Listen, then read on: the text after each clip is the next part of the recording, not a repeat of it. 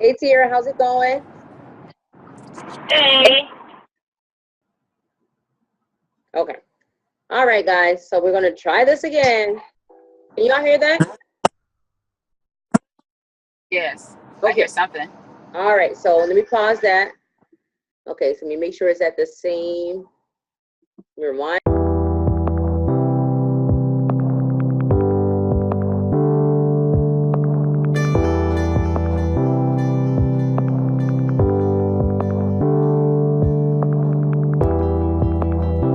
Good morning.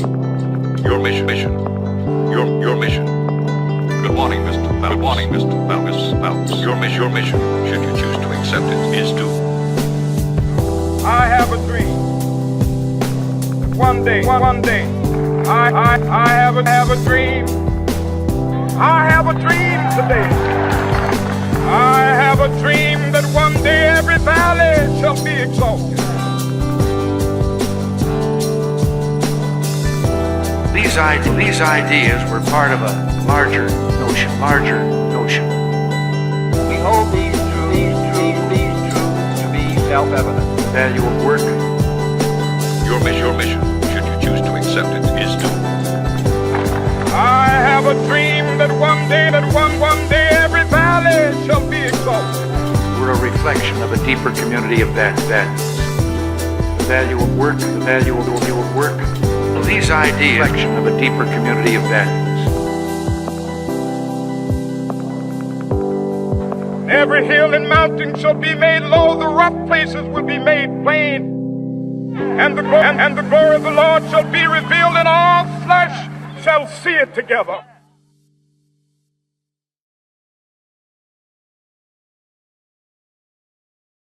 Based on that video, you guys, what is your definition of vision? When you think about vision, do you think of these other words, mission and value? What do you think about?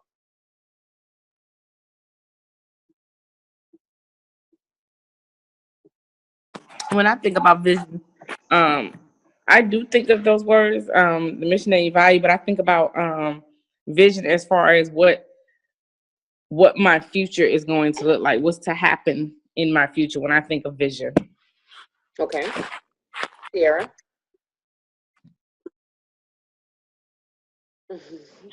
I also think of all of those words, and like Miss Hinges said, I think about my future, and you kind of tie them all together because your values is what's going to really give you your vision, and what you value is what you want to see. So you start creating based on that, and your mission is like just basically going after it. So you can't have one without the other. Basically, they're interdependent. So even if you don't say mission and you don't say values, when you say vision, it encompasses all of those things. Okay. How about you, Bonnie?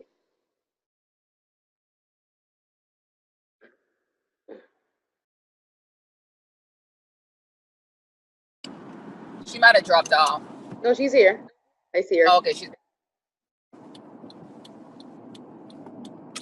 Can you hear me now? Hey. Hey, I'm in this country, and I think I was on here like 3 times. I don't know what was going on. Oh, goodness. Okay, I know. So I had to log off. It was a mess. But vision to me is like it's sight as well, like your beliefs, kind of, sort of. So mission, values, all of that. I think of those words as well, but it's just a sight of what you believe. Okay. Yeah, absolutely. You all are correct. I would also Go ahead. I would also like to say, I was just thinking as I was looking at the words again, if you don't have any values, then you can't have your vision, because your values is going to keep you motivated to keep doing your vision. Mm-hmm. Absolutely. So not giving up, having a value to, like I said, never give up, and that'll just continue to fuel that vision. But if you don't have that value in anything, vision fails. So exactly. And your values are what drives your vision. It's like that steering wheel of what drives your vision. So some of you that are on the line tonight, and if you're still struggling in the areas of trying to find out what your vision, or just being confident in that and wanting that clarity on tonight, start thinking about your values. What are the things that you value? Is that family?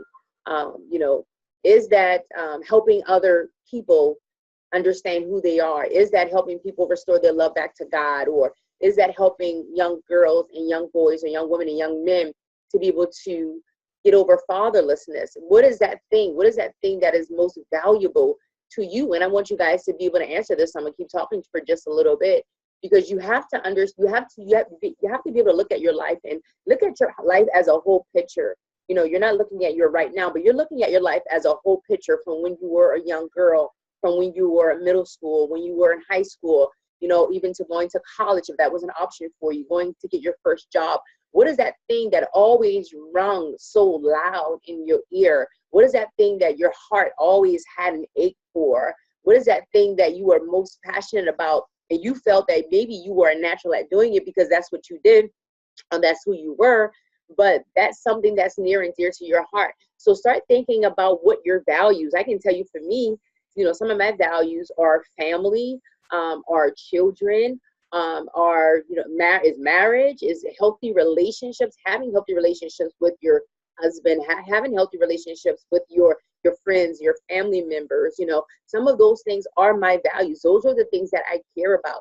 I can't imagine not being able to get along with my sisters. I was working with one of my mentees today, and her sister do not get along. I mean, they curse and they fight and they call each other bad names. And I told her, I said, I can't imagine having a relationship like this with my sister. Like, this is out of this world.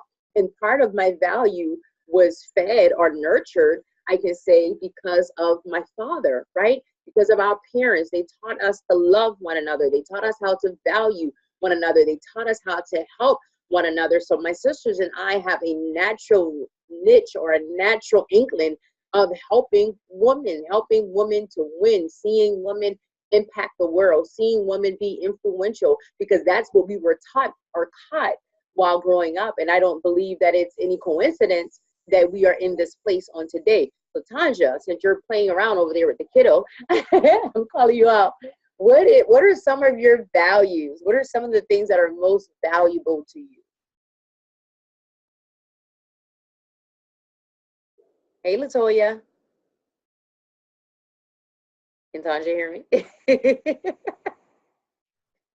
What are some of the things that are most valuable to you? Just think about it. Oh, some of the things that are most valuable to me are my time. I'm sorry, the substitute keep calling. Hold on. Substitute. I'm sorry, call came through. It's time, and what's most valuable to me is what I can give to other people that are in my life and in my circle, and those that I help. Okay.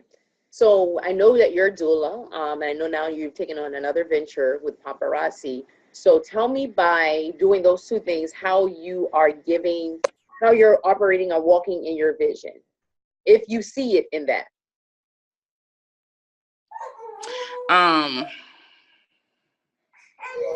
So I'm walking in my vision by helping mothers and their babies. I'm helping families with overnight care and being a postpartum doula. I see in my vision where I'm able to help fill a need that is needed. I'm able to help them still be able to care for themselves as well as their family while I'm there. When it comes to paparazzi, right now it just started off as another venture to make another income, but I'm also looking at it as a way to help women, because not only is it selling jewelry, but being able to help women feel beautiful about themselves and to be able to do it in an affordable way. I also feel like it's going to allow me the opportunity to be able to minister into a woman's life. I just feel like it's going to open that door to be able to minister as well. Okay, that's great, Tanja. So you would say that you're clear on your vision and you're confident in walking in that place. Yes. Okay, that's good. So let's define purpose versus vision, because I know a lot of times we get that confused. And I shared just a little bit earlier about not receiving affirmations per se, or really knowing who I was growing up and things of that nature. And what I thought was I was supposed to work a 9-to-5 job, you know, go to school, get my degree, and that was the life, right? And I did all of those things. But even in doing all of those things, I still didn't have fulfillment, because I do believe that once you walk in your place of purpose and vision, you will have fulfillment. Purpose is what you were born to do, And then vision gives you clarity on what you were born to do. And I shared in the group not too long ago about me being born to help women transform their lives. And that is my purpose. My purpose is to help women to transform their lives. Now, we know as a result of that, I'm helping women transform their marriages. I'm helping women transform their families. I'm helping women transform their life in the totality of their life. And I do that by several different vehicles and portals that we use online and offline. All of what I do on a day-to-day basis is about transformation. On my job, right? Through schoolwork, everything that I do, everything that I touch, every person that I touch, it's all operating in the space of transforming a life. So, you know, a lot of times we have different areas about ourselves, or even weaknesses, some may call them, and really they're hidden strengths of our vision. They're things that God has created us to do, and sometimes we misapply or misappropriate our vision, and people look at them as weaknesses. And I can say for me, I was told that I talk too much. You always talk and you always have something to say. Well, I'm an international speaker, and I'm calling those things that be not as though they were. So yes, I do talk a lot. I do have something to say, because when I speak, I believe that lives are going to be transformed. I was also told that I always had a comeback. I always had a rebuttal about what somebody said or what somebody was doing. Well, I am a problem solver. So I solve problems. So of course, if you have a problem, I'm going to give you a solution. Or if I identify with it as a problem, I'm going to give you a solution. You know, I was told so many different things. I was inconsiderate and I was this and I was that. No, I'm a very decisive thinker. I'm cut and dry. I'm black and white. I'm stop or go. So it's not about being considerate and I don't care about people's feelings and I'm insensitive. No, I'm very decisive. So you have to be able to look at those things that people may have said about you, the negativity in it, and look at that and say, you know, where can I find my strength there? Because for every weakness, I truly believe that there is a strength. And I truly believe that you will find out what you have been called to do. And you can stand in that place unapologetically. You can stand in that place boldness and with confidence and with clarity and saying, this is what I've been called to do. It doesn't matter how many people are doing it. It doesn't matter who doesn't understand you doing whatever it is that you do. It doesn't matter about any of that. You have to be sure within yourself that this is what God has called me to do, and I am going to walk in it. That word mission, God is going to allow you to to operate in a place where you have a mission to where you are, to where you're going. Mission is simply a journey. You go from one step to the next step, or one place to the next place, and God will give you an opportunity to go on that mission of life while you're walking in the place of identifying with your purpose and also identifying with your vision. So somebody that has not spoken right now, can one of you share with me what your purpose is, if you have that, other than Jill and Tiara? What is your purpose? And I think that leaves Latoya and Savania.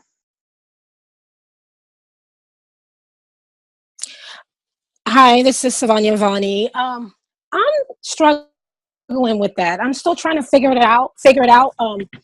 I know I am a leader. I am a problem solver. I love children because, of course, I have, lots of kids. I'm in a management position, but that's what I'm struggling at. I don't know what my purpose is. It's like, what is that one thing that nags me? Honestly, is not any one thing that nags me, because I'm all over with a lot of stuff, I think. I don't know. I always wanted to teach. So that's what I'm in prayer about now, because I don't know what my purpose is, honestly. Okay. So I know what my purpose is, but no, go ahead. I'm sorry. I thought you were finished. No, I was saying I know what my by default what I am, but as far as that one thing, I'm like I said, I'm still trying to figure that one out. Okay. So how long have you been praying about your vision, your purpose rather? Ever since I started getting connected with you guys, to be honest. So I would say over a year. So do you think it takes God a year to answer you about your purpose? It could. I think so. Because I go back and I look at things that I've been praying about, and honestly, it looks like some of the stuff that I've been praying about, like in 2015, I'm just dealing with. So I, it's a possibility that it could take that long. Well, to me, that's what it seems like. Okay. So could it be that God's taking that long, or could it be that you're not confident and clear, so you keep cycling back trying to figure out, is this what I'm supposed to do? Because when we were created in our mother's womb, Mm-hmm. God knew us. The word of Mm-hmm. God said he knew us. That means that he already knew what we were created, what we were purposed to do. Now, sometimes, depending on the life journey that we take, it can be delayed. It can take, longer than other times. We want to identify with it, or we kind of just pass over it as, oh, that's just something I do, that's just something that I like. But I can tell you, I've always been in a position of helping women. I've always been in a position of helping families. Like, I've always been in a position of giving advice in a leadership role, to whereas I can help you solve a problem or solve an issue. I didn't identify with that until Mm-hmm. years later, but it was always there. So you have to look at, okay, did you write down those words? You said problem solver, you said leader, you said love working with children, love teaching. Now, teaching doesn't necessarily mean that you have to go in a school setting. You can teach in another capacity, and not loving kids just because you have kids, but because this is what God has called me to do. He's called me to change the life of a child. I'm not trying to put anything in your mouth or your mind, but if this is what God has called me to do, He's Mm-hmm. called me to change the life of children. So start thinking about it on those terms, as far as what is that thing that keeps me up at night. And we'll go that's later on down the PowerPoint slide. But just start thinking about that one thing. And like I said, it can be your vision, your purpose is the one thing which you were created to do, but your vision can encompass a whole lot of things. Your vision can be the expansion, I guess I should say, of your purpose. So your purpose is, I was born to help women transform lives, but your vision is, I was born to help women transform their lives, their relationships, their marriages, and I do this by providing them tools and resources so that they can be equipped to do X, Y, Z. So it can encompass, a gamut of things, and it just doesn't have to be a one-liner. Joe, you wanted to say something? You took your phone off mute. Yes. Okay. Okay. So, hey, good evening, ladies. A couple of things I wanted to say is sometimes too, your purpose comes through your pain or something that you've overcome that really impacted your life, altered your life, perhaps almost took your life. Those type of life altering situations or can really impact you. For me, and also I want to say, in addition to thinking about those things, so you may just like reflect back on your life and some of the pain you've been through. Is that something that still give you agony? Is it something that still burdens you? Does, when you hear about it, does it make you want to take it down to court and fight against a case for it? Like, you know what I mean? So you'll know, because it'll keep burning, it keep nudging you, it'll keep resurfacing. But I honestly found my purpose, I'm going to say, kind of on accident. I was in the hallway at church, and a guy said, hey, you want to come help out with the youth?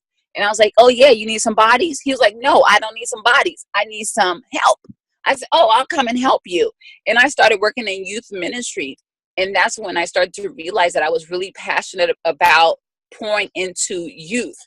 And I still am very passionate about that today. I've shifted from so much focusing on youth right now to focusing more on their mothers, or on, more on women, because I realize if we can catch women and transform the lives of women, they can have a greater impact on their child. If they can get healing, they can get saved, but not, yes, saved by Jesus, but in terms of healing and saving themselves from the world, and adopting the mind of Christ. So for me, it was like just trying different things. So that may also be something that you guys can do. If you're not sure, try things that you do like and see how that fits for you. And also see what kind of bothers you. Like when you hear about policies and things with the president, in Congress or whatever, laws being changed and shifted, do you grab hold on certain things and just kind of want to go take it to bat, and those type of things kind of help you to realize, oh my God, I'm really passionate about this. So that's what I was going to share. Absolutely. Absolutely. And another thing is, for me too, is the study of behavior. I can remember from when I got my first degree, when I went back to school, I've always loved psychology. And again, that's dealing with people, right? So you see how that kind of goes together. Is dealing with people, is dealing with their minds, is dealing with their behavior. So every new thing per se, or every new venture that I go on or that I pursue, it all circles back to what I was created to do. I can be more effective if I understand people's behavior. I can be more effective if I understand the way that your mind works and why your mind works. I can be more effective if I can understand and connect the dots between your behavior and the drama that you dealt with in life, the behavior and the issues that you dealt with in life. I can be more effective if I understand it from a scientific, right, and a spiritual perspective. So everything that you do, it circles back to the ultimate thing of, I was created to help women transform their lives. And some things are cut and dry, but other things are not. Some things it takes a more deeper look, a deeper dive, a wider look into their life, into their past, into patterns and behaviors and all of those things in order for me to be effective in my overall vision. Does that make sense, Funny?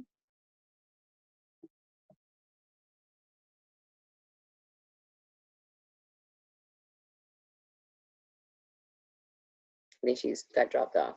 So how do they all work together? So how does all that work together? Your vision, your purpose, we talked about values, we talked about mission. What I can tell you is that one builds from the other. And Sierra kind of answered this earlier when she was saying, well, they build from one another. Because once you understand your values, I told you my values are family, my values are marriage, relationships, healthy relationships.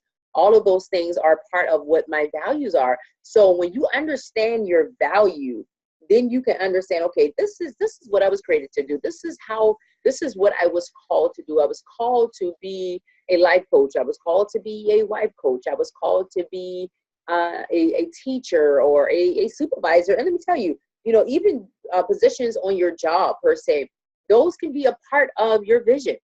Because I honestly believe that God places us strategically in different, different jobs that we may have, different experiences that we have. All of those things are strategically aligned with our vision. I can think back when I started in human resources back in 2002, I believe, 2005, because it's been 13 years.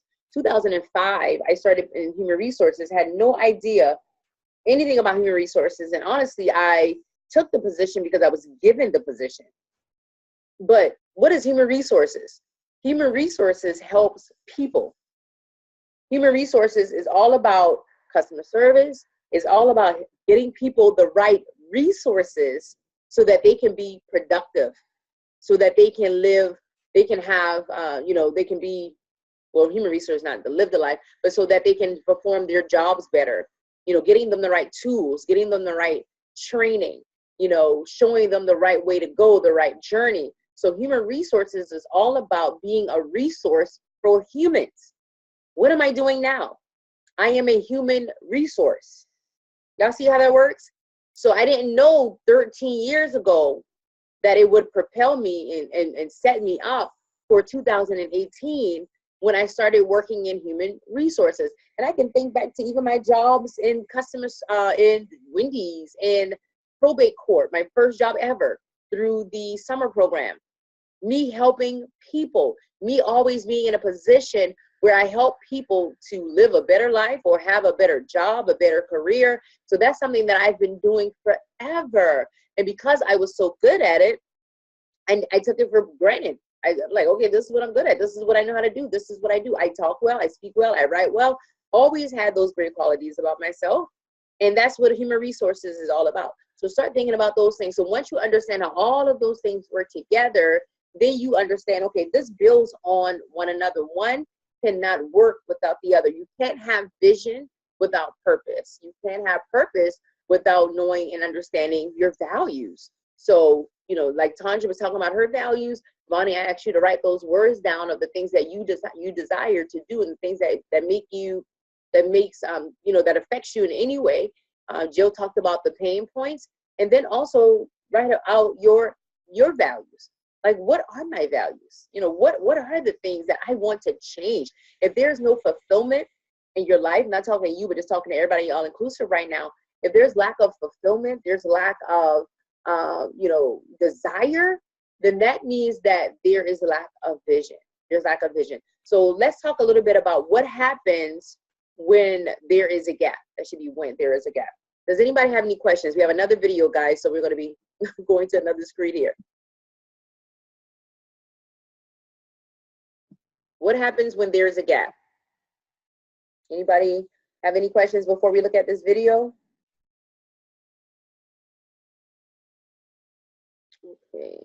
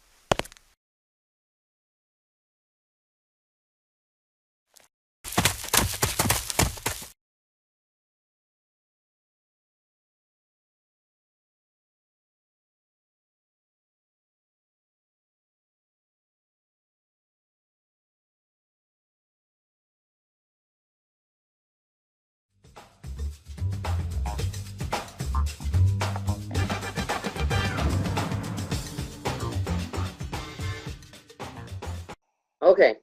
All right. I had a little delay because the sound, I had to do a sound on one thing. So, do you guys, you see what was happening there? Yes. Okay. So, you want to take a stab at it? Well, one thing that stood out to me was how, I don't know which one was which, but power helped vision, or vision helped power over. And one of them was land for them to smooth transition over. They were able to help others come over. Okay. And then the ones that were pessimistic and pragmatic, I think, saw what was possible with the help of power and vision, and they came over as well. So power and vision are influential. Absolutely. Good stuff. Okay. Anybody else want to take a stab?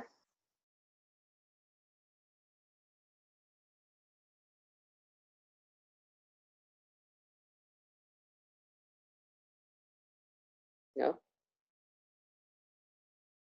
Okay. So basically what Tiara said is the power of vision. So when you understand what you've been created to do, you saw that huge gap, right? They didn't care that there was a huge gap and they could have fallen down, but they put their heads together, they worked together, and they went forward anyway. But how many of us see huge gaps, or we see an obstacle, or we see something that may prohibit us from doing what we've been called to do, or we go through some drama in life, or there's some adversity or a challenge, right? That whole can look like a challenge. It can look like adversity.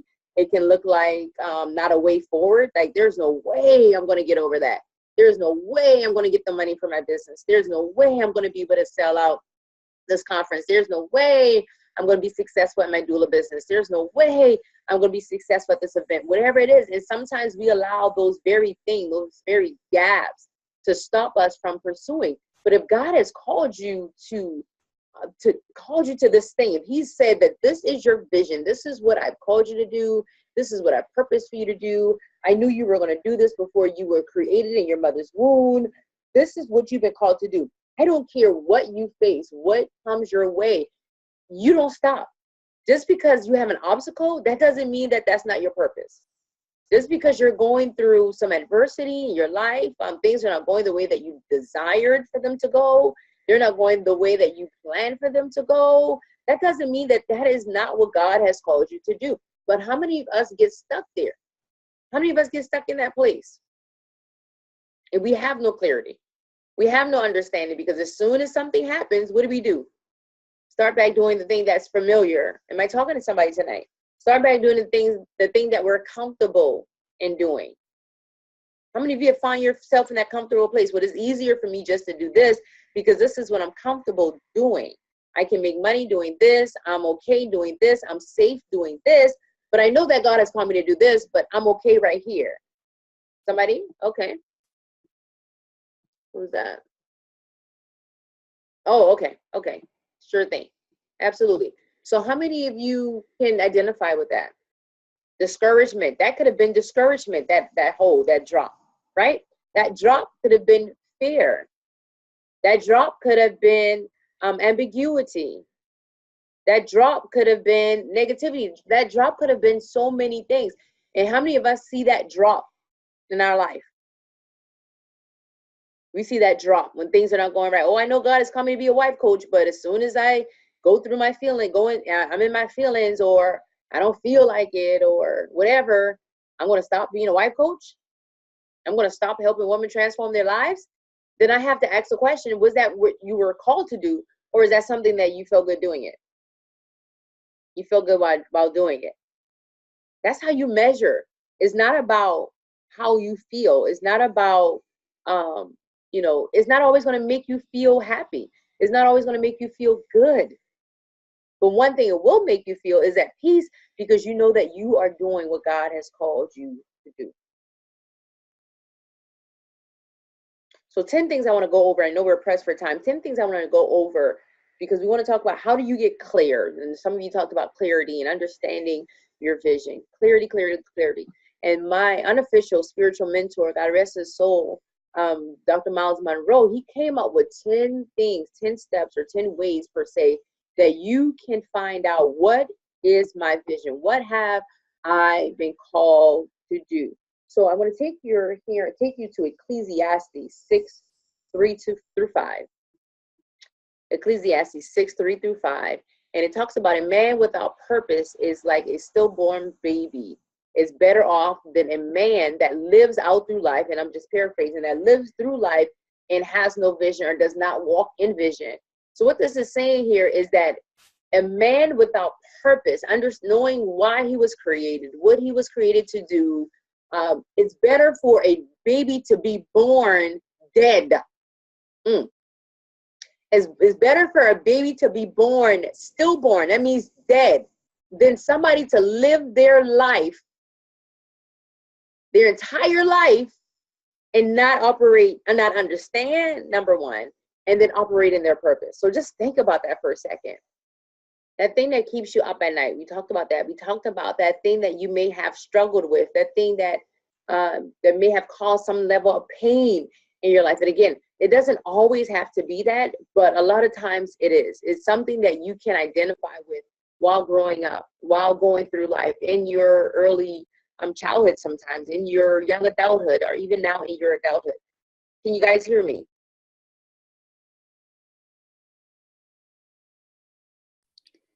Okay. I don't know. Lost connection. She should be right back on, you guys. Yeah, I'm not sure what's going on now. All of a sudden, I'm having all these difficulties with this here. Okay, so for one, it keeps jumping off my internet. I guess that's maybe the problem. So I talked about that gap could have been anything. And then we're now talking about the vision. And in your discovery, we shared that a little earlier. And we talked about it may be a pain point. It may be something that you've dealt with in your past. It may be something you're dealing with now. It may be something that was it is something that is a part of you, but you never identified with it. So you have to dig deep into that thing and write down those things that make you happy, that makes you sad, that makes you want to jump and scream, and not so much necessarily in a bad way, but that makes you want to do something about it. When you see it happening, you want to do something about it. When you see women not being able to get along with their sisters or their fellow sisters, when you see women going through toxic relationships, you know, and they can't identify with themselves because they're not whole. When you see the youth going down the wrong road because they have no direction, they have no clarity, they have no understanding, they have no wholeness. So whatever that thing is, when you see women struggling to go back to work because they can't care for their newborn child, they need to have somebody come in and provide those services. When you see women dealing with, or men and women dealing with fatherlessness and how it has affected their life and affected their relationship, is that thing when you see it, when you hear it, you know it, because it's always been a part of you. It's always been something that that was burning or boiling on the inside of you. And a lot of times we suppress those things. A lot of times we look over those things because that's just who I am. That's just what I've been, you know, this is just me. I'm just a mom. I'm just a wife. I'm just a young adult or whatever. So we don't want to dumb it down. So then once you discover that thing, once you identify with that thing, then you simplify your vision. You simplify it. Okay, I know I like teaching, but I like teaching in what capacity? I like teaching who? I like teaching what? So you want to get as simple and as specific as possible. And if it takes you writing down pages and pages of notes, I was listening to Dr. Monroe, and I believe he said he wrote down maybe 8 pages of notes of trying to find out his vision. He said he was just writing it down. And he had to be able to simplify, what is that thing that God has called me to do? So it may be pages. And write down all the things that you like to do, Bunny. I like to teach. I like being a leader. I like being a manager. I like children. I like whatever that may be. And then also try to write why you like those things. Why do you like being a leader? Why do you like being a teacher? Why do you like children? Not just because you have them, but why do you like children? Why do you like being in a managerial role? What about those things that can help you make the world a better place, right? To use that. Then number 3, you're going to capture. So once you simplify it, you're capturing your vision. And that's still writing it down. That's still writing it out in the most simplistic terms possible. The Word of God tells us in Habakkuk 2:2 that you write the vision and you make it plain. So you make it as plain as possible. You narrow it down as plain as possible. Tanja did a good job with niching her vision down per se, because she can just say, I work with babies, or I work with moms. But she works with moms that can't necessarily provide the care and nourishment for their children. So she goes in and help moms. She goes in and makes sure that mom can get a good night's rest so she can get up and be fresh in the morning and take care of her children. You know, so when you narrow it down as much as possible, we have a lot of leaders, we have a lot of speakers, we have a lot of authors, we have a lot of coaches, we have a lot of stuff. So you want to narrow it down as much as possible. Like Jill narrowed down, she's a young singles dating coach. She could have just said, I'm a dating coach, but she was very specific. I want to help young singles. And even being more specific in narrowing it down and niching down here further, I want to be a young singles Christian coach. So, or young Christian singles coach. So you want to make sure you can narrow it down and it's as plain as day is tonight, so you can know what you have been created and called to do. Okay, so that's 1, 2, 3. So the 4th thing, if you have any questions, please raise your hand, is communicate that in a sentence. So once you discover it, once you simplify it, once you are able to write it out, you want to communicate that in a sentence. So ask yourself, ask yourself about the strategy. How can I communicate what I want to do in 1 sentence? Tier, are you still on? Hey, let me give a couple examples. Cheryl, can I share 1 or 2? Yes. Okay, I so want just to kind of type give them it in. ideas too. So that's one I heard is, you know, and sometimes your vision is like huge and maybe even borderline unrealistic. Like I heard this one guy said his vision is to eradicate world hunger. To eradicate world hunger. I would say for me, my vision, I actually put it on my Facebook. I'll just go off my memory. So what I would say for me, my vision is to transform the lives of singles so they can have meaningful relationships. So it's kind of, your vision is kind of big picture. It doesn't get into necessarily the how all the time. Mm-hmm. Absolutely. And my vision I mean, I share that in even to be wider, is to transform the lives of wives so that they can master their role as a wife and master marriage God's way. So think in those terms. So Jill is specific, I'm specific, and yes, we both work with women collectively and as a big picture, but narrowing it down even further is wives, is singles, is a very specific thing. And for both of us, those things are pain points for us, and those things are very near and dear to our hearts. And when we see singles going through the drama, going through the motion, dating all these bozos, not understanding who they are, not walking in wholeness, that is a pain point. When I see marriages breaking up, when I see couples not able to get along and they've been married 10 years and they file for divorce, or they allow, little foolish things to just intercept their home. When I see women not being healthy and whole as a wife, that is a pain point. That bothers me. So you want to be able to look at it and say, okay, this is big picture for me. This is exactly what I've been called to do. Tier, you want to give it a shot?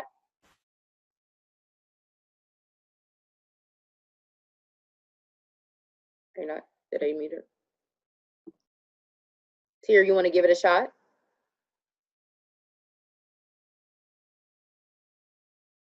Okay. So in communicating that sentence, you're making it plain based on that sentence. So I know when when Jill and I first started out, we knew we wanted to help women. We knew we wanted to help women in some form or some capacity. And we knew we wanted to help women with relationships. And it wasn't just relationships with a man, but we wanted women to have healthy and whole relationships as a whole. And we've always said their God relationship first, then the relationship with themselves, and then their relationship with other people. And if you look at Detour Movement as a whole today, because all of those other entities that we have fall under the umbrella, you will see that our organization as a whole, with all entities incorporated, is to show women how to love God, to show women how to love themselves, and to show women how to love others. You guys see how that just flows into that, right? So you want to be able to make it plain based on that sentence. This is what I've been created to do. I've been created to help women transform their lives, period, dot. And then depending on your audience, depending on the person, depending on the networking event, you get into, I'm a dating coach, or I'm a wife coach, or I'm a life coach, or I'm a doula, I'm a whatever. You get into those things. So number 6, revise your vision. Jill and I had to go back several times just to make sure, okay, our purpose was to help women transform their lives.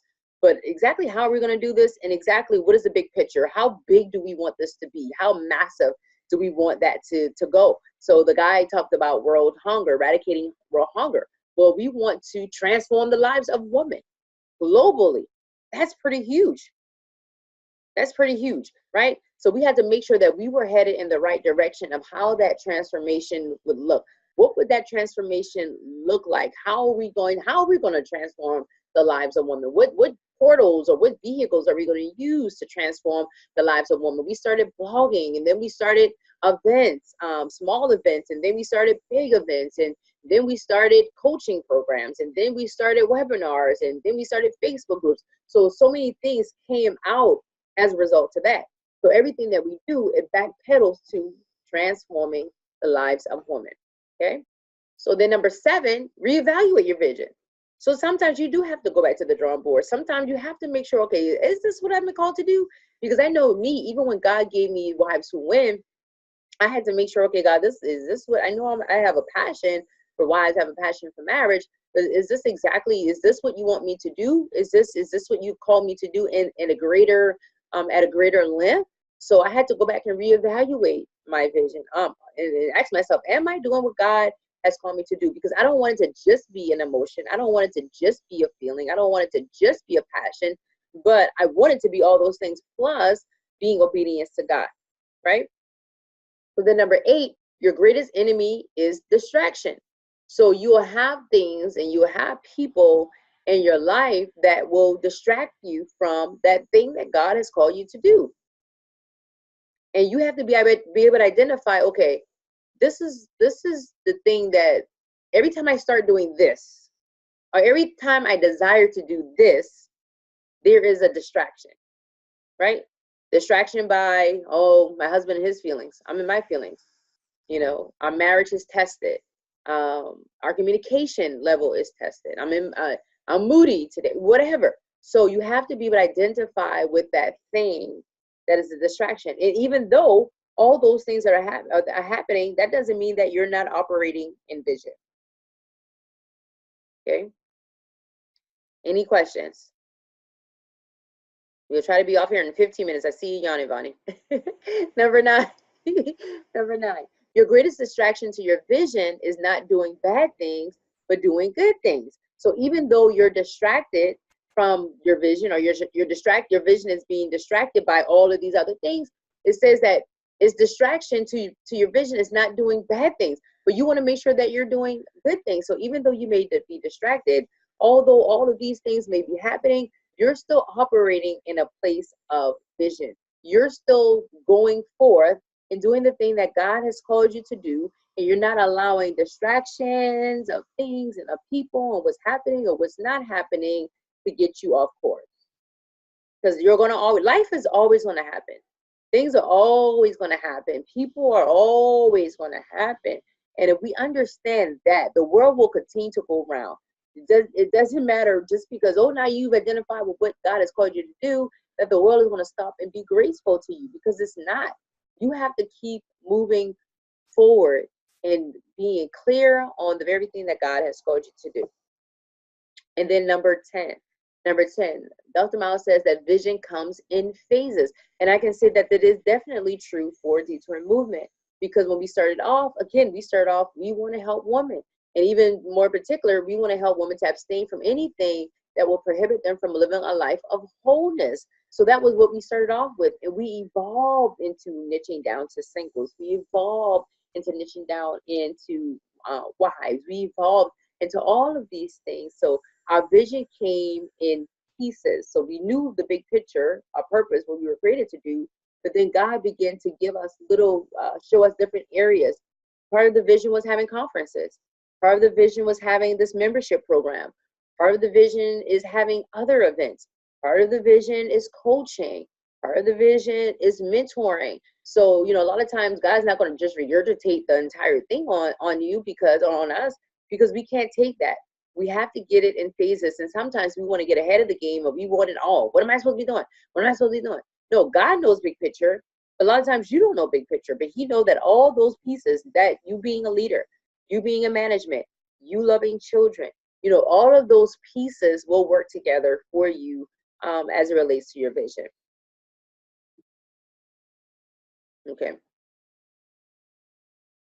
So discovering your why is also, I put this quote up here because I actually love this quote. This is by Mark Twain. And it's the 2 most important days of your life is the day that you were born and the day that you find out why. Right? The day that you find out why. And I want this to be the day that you find out why. Why was I born? That's a big question. A lot of people cannot answer that question. I was born to do what? A lot of people cannot answer that question. 40-year-olds, 50-year-olds, 60-year-olds, 70-year-olds cannot answer that question. They have no idea why they were placed on this earth. But your why provides clarity, right? It provides direction for your life. Oh, somebody came on. It provides direction for your life. So write that down. Your why provides clarity. It provides direction for your life. What I have down here. Clarity and direction on what you should be saying yes to and what you should be saying no to.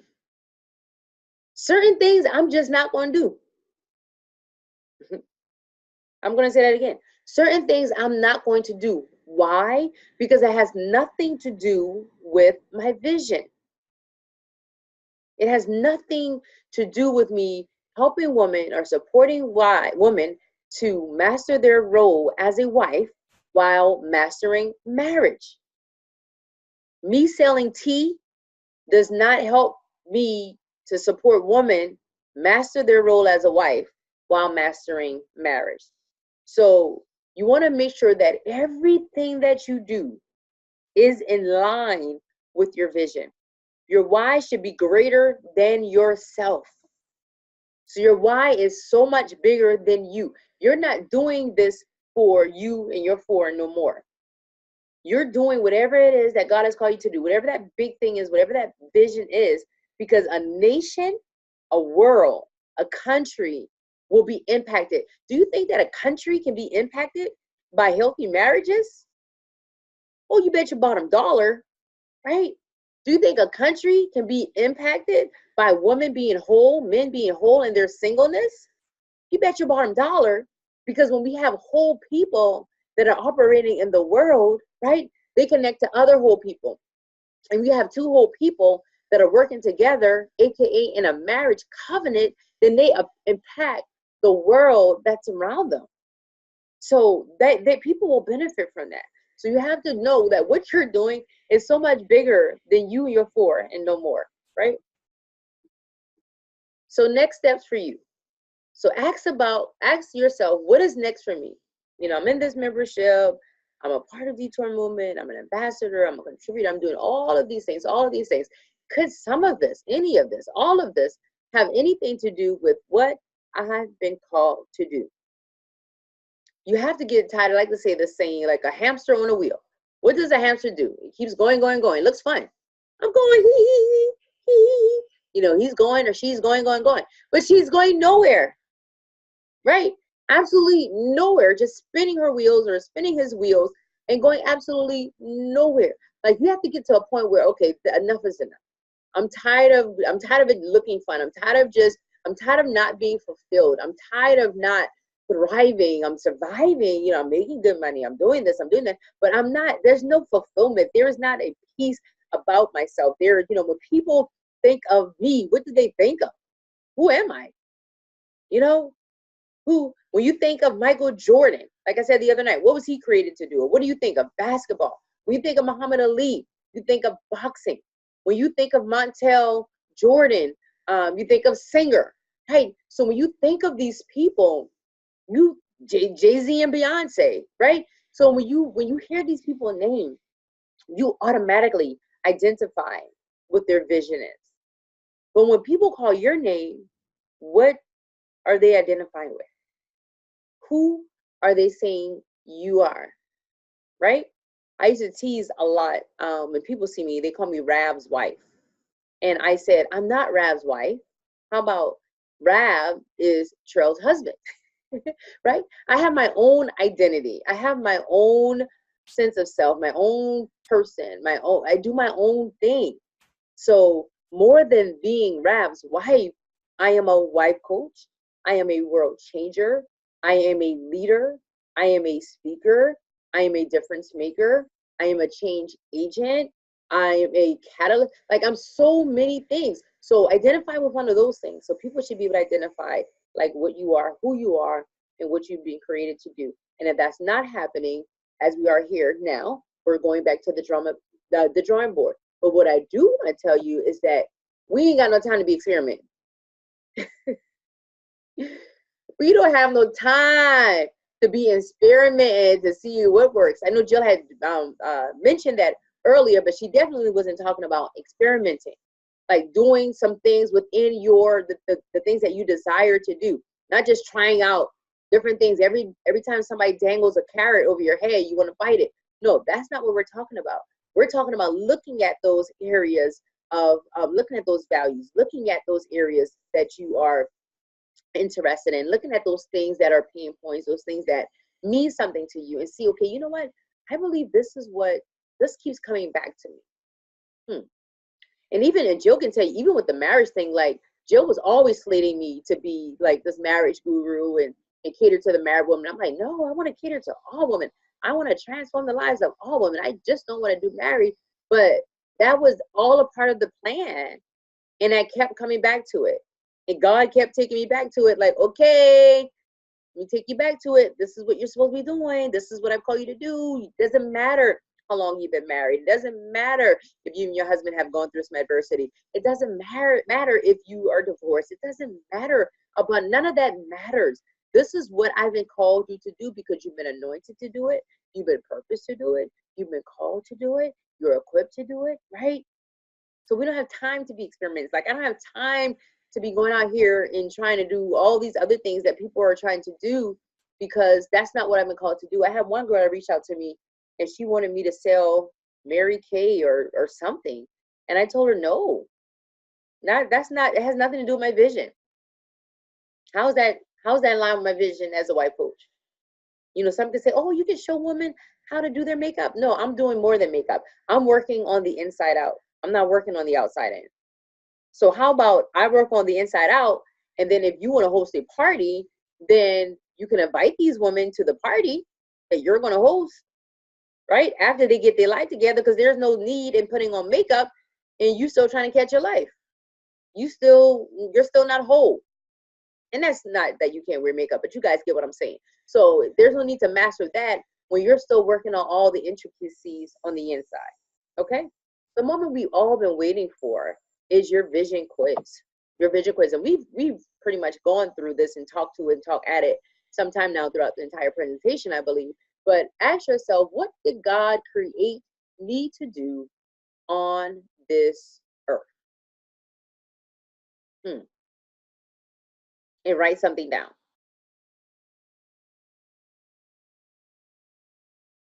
Based on all of the things that we've talked about, based on all of the things that you've already written down, write something down. What has God created me to do on this earth?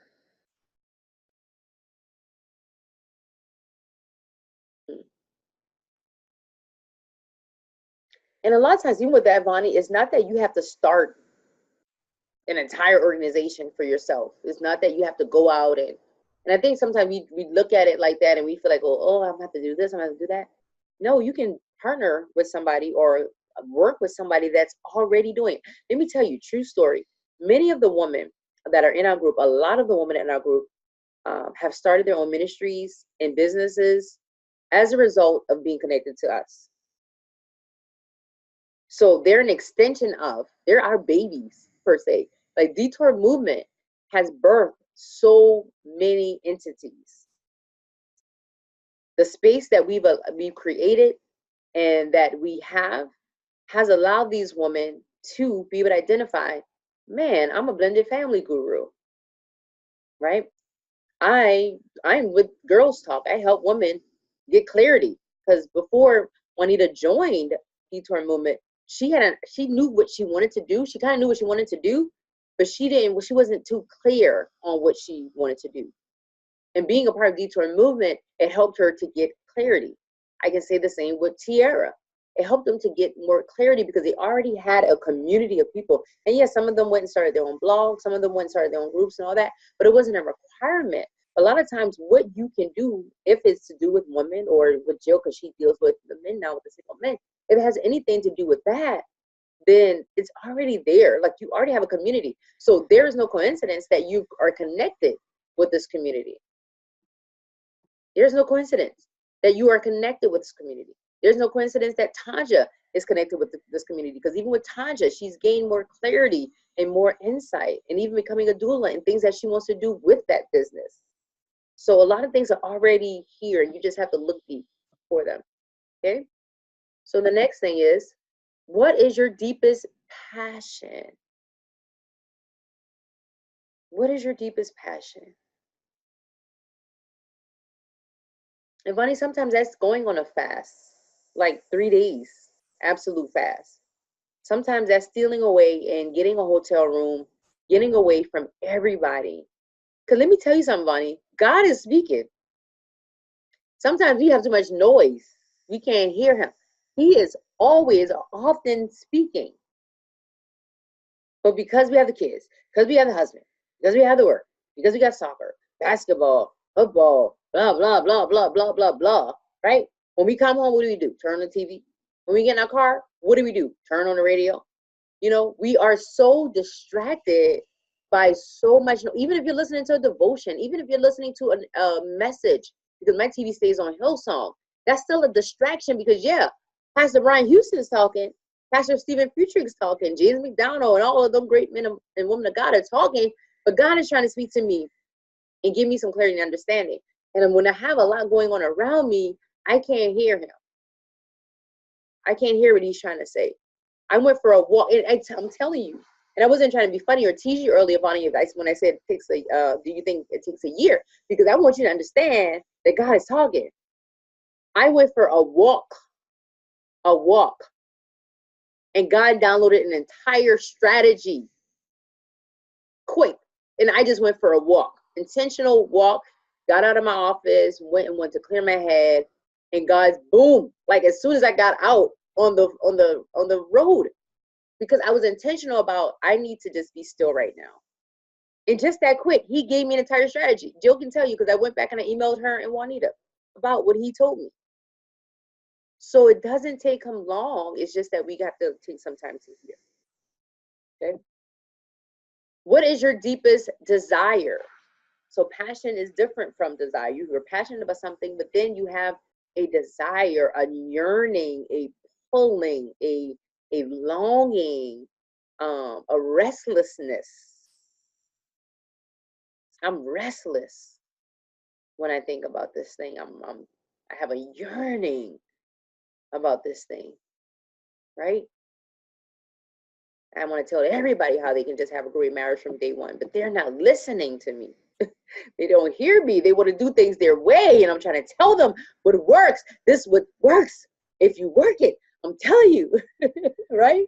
Because I have a yearning, like do it this way. So you have to be able to identify with that.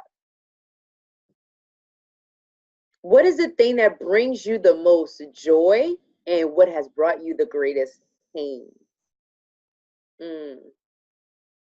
What is the thing that brings you the most joy and has brought you the greatest pain?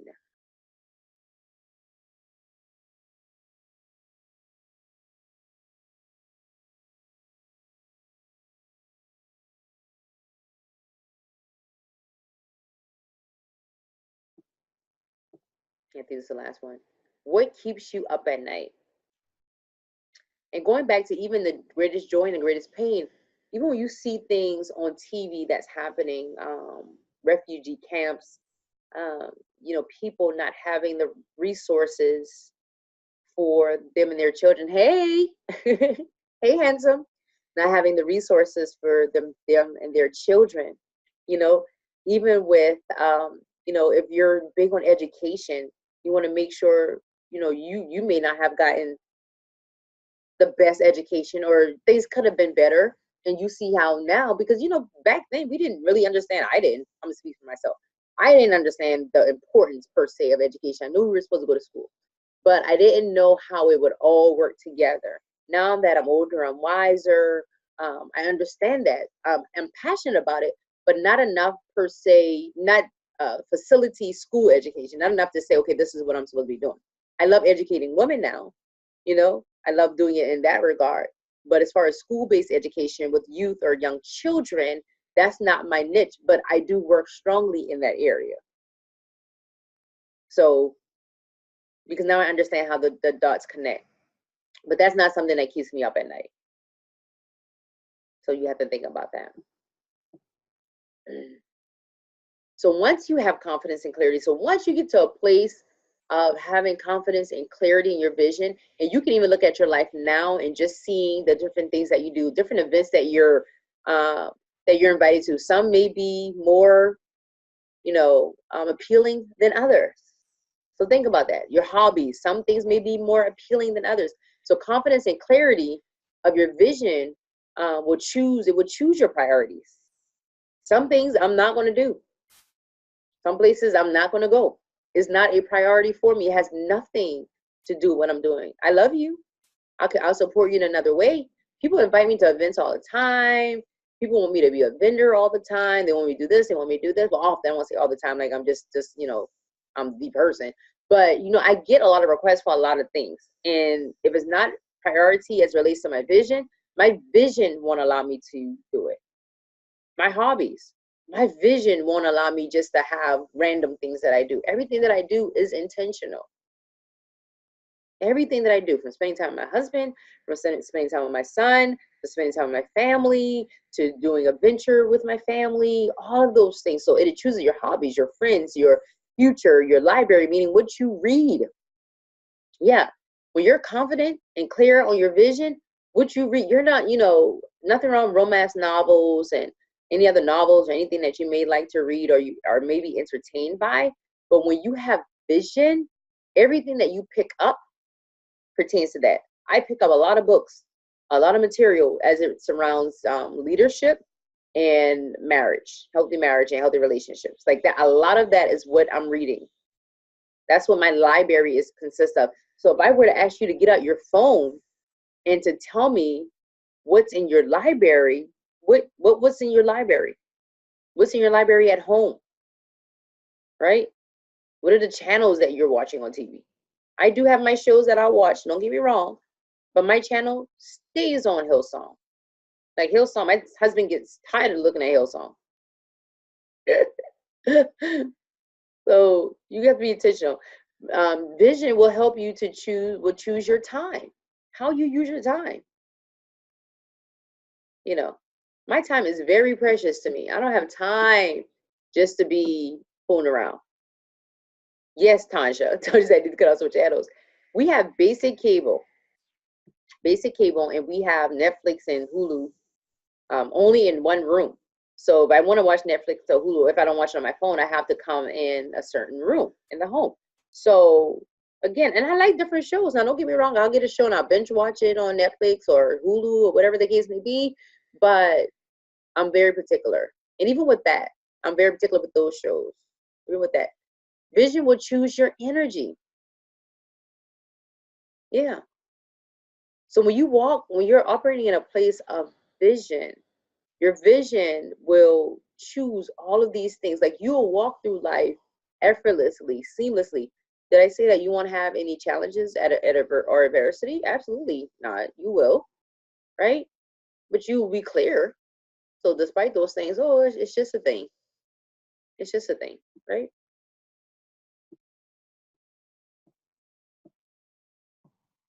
Okay. And I just want to say, Trell, if you haven't already, even when we get off of here, I want to encourage you to go back and make sure you answer those questions. Hopefully you wrote them down and take a minute to answer all the questions that Trell went through. You might not have a chance to address them, but like some of your deepest passions, all that's going to definitely help you to reveal what is your purpose and what is it that God's called and created you to do. That's all. Absolutely. So vision for me helped me to create all of these things or be a part of all of these things, right? Detour Movement, Wives Who Win, the Wives Who Win Training Center, Wives Who Win Boot Camp, Crash Course, the Christian Women Who Win Training Camp, 8 books, and have 3 more that I'm waiting to release. National speaker or international speaker, I'm going to speak that. Coaching, national event host, TV appearances, special recognition. So vision will give you that opportunity to be able to share your message or your thing with the rest of the world. It will give you an opportunity to share your message or share your thing, whatever that thing is, with the rest of the world. With the rest of the world. I want us to be out here by 9:45.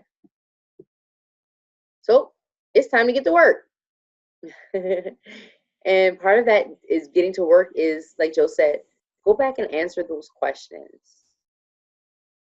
and share those responses. Once you narrow those things down, share those responses, because just like some of you don't know what your vision is or still struggling or were struggling when we first got on, and now you're more clear. I hope you're more clear now that we've gone through this presentation. You can share with others how you discovered, how you have a level of clarity, and you're going to take that and you're going to put it into action. And for a lot of you, fear is going to be there, unbelief in yourself. I can't do this. What am I thinking? I have kids. I have this. I can't do this. What am I thinking? I'm going through this. I can't do this. What am I thinking? You can, and you will, right? And you have to give yourself an avatar. Like my avatar is Rosalind. So Rosalind is this extremely ambitious wife and mother who decided to go back to school for her PhD, who is running a multi-billion-dollar corporation, calling those things that be not as though they were. And she is just involved in a copious amount of things, and she is doing the dang thing without complaining, without murmuring, without getting too distracted, right? Without being discouraged, without allowing adversity and all these things that are coming at her life. She's doing the dang thing. So who's your Rosalind? Because whatever you're doing right now, you're doing for her. You're doing for her. Will she be pleased with what you're doing right now? Will she benefit from what you're doing right now? Will your Rosalind benefit from what you're doing right now?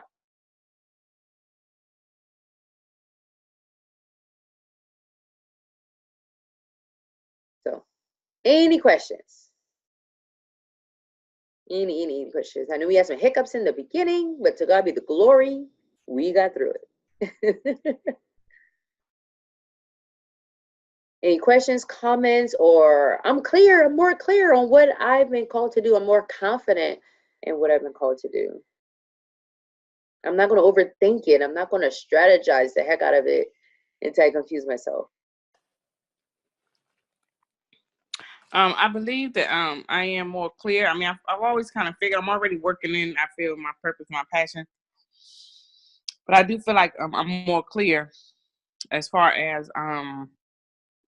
the direction I definitely want to stay going in, and the other avenues I want to add. Okay.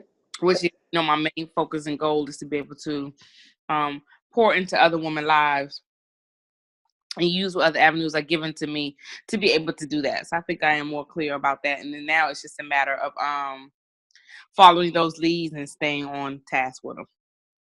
Good stuff, Tanja. Good stuff.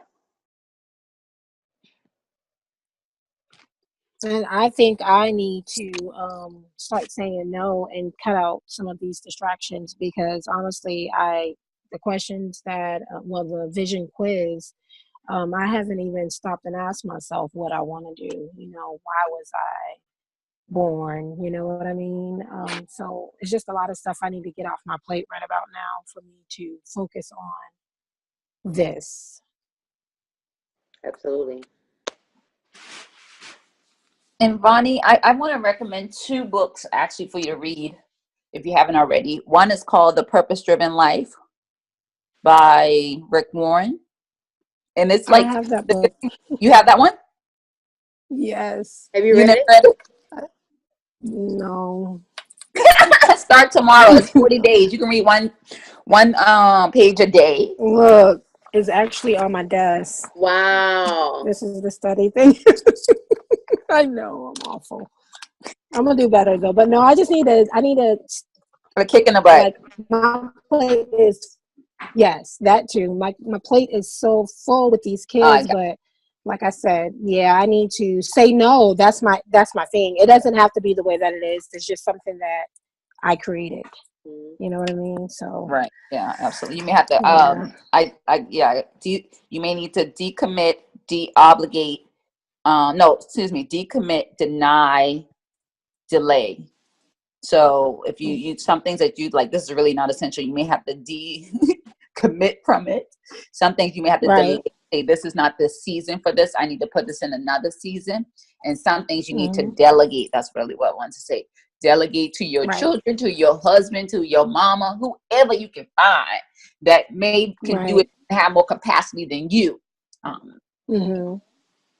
And sometimes that even is bringing the cleaning person in. Sometimes delegating looks so different in so many ways. Yeah. But even to me, if kids are over 4, they are delegatable.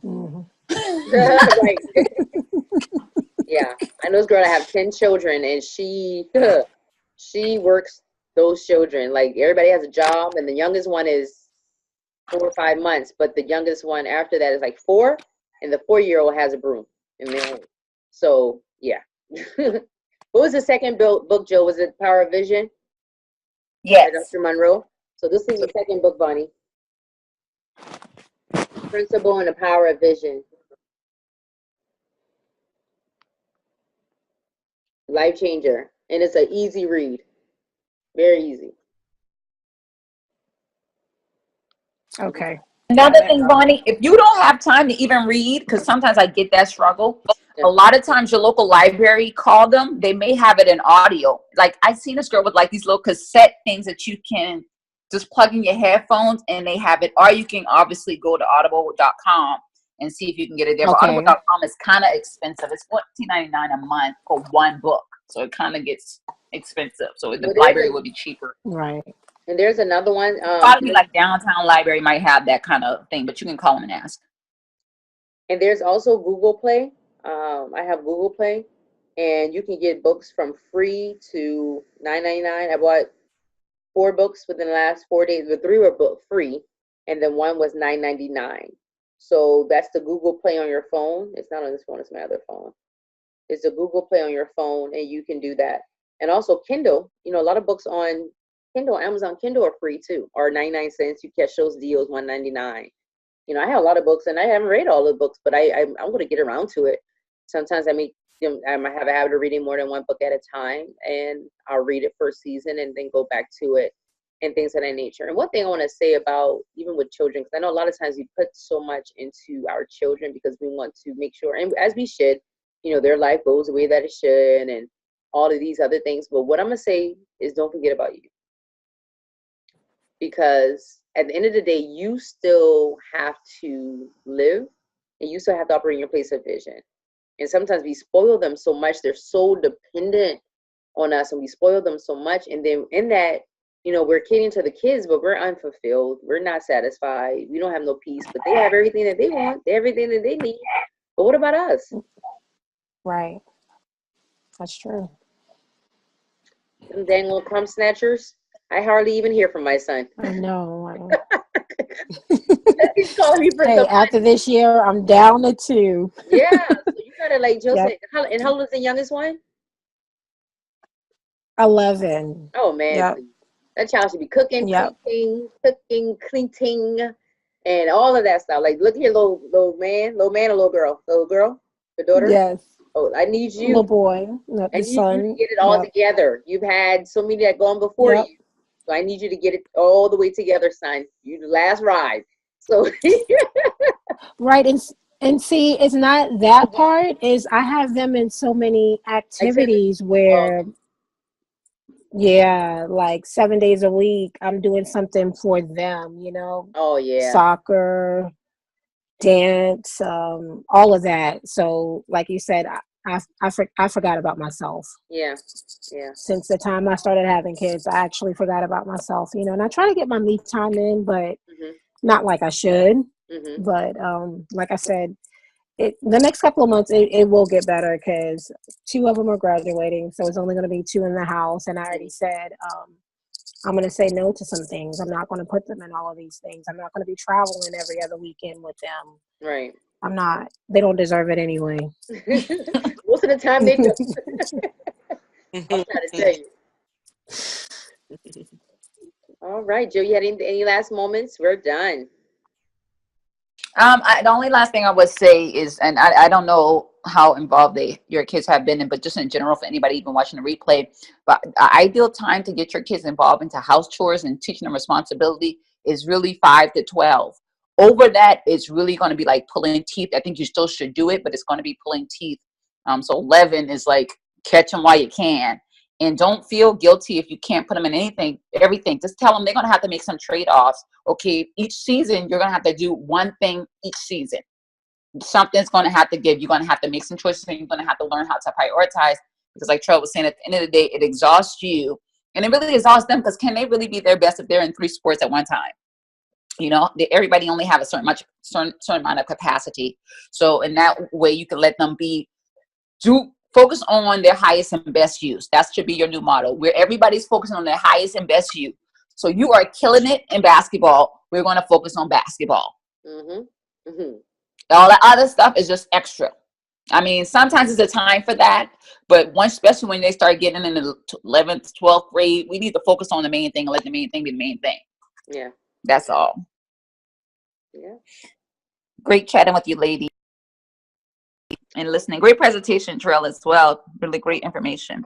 Thank you. Thank you. Thank you all for sticking in there. Appreciate it so much.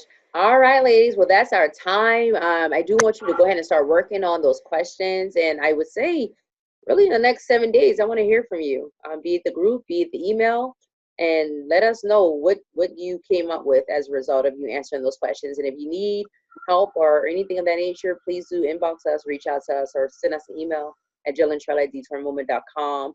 You'll offer additional assistance from there. All right. All right, you all. Have a good night. All right. Good night. Bye.